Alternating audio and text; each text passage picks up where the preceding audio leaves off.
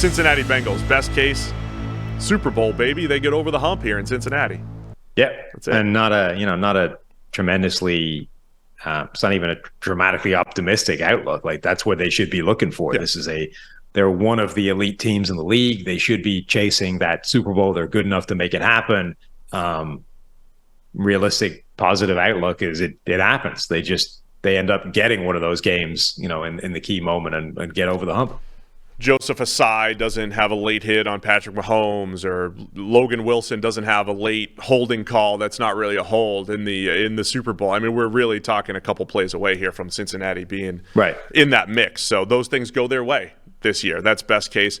What's worst case, though, for the Bengals? Is it to me, it's not really like the Chiefs, where it's like, hey, if they lose in the divisional round, that's a disaster. But it's a wild card loss maybe for Cincinnati. It's their record's not as good just because they do have to play the Ravens, the Browns, the Steelers, and all these other AFC teams.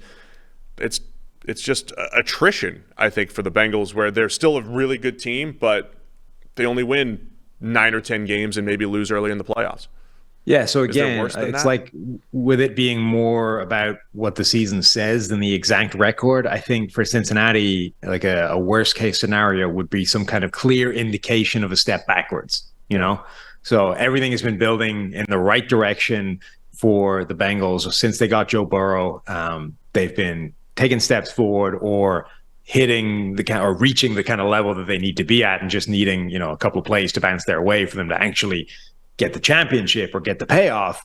But generally speaking, it's all been, the correct trajectory in the graph.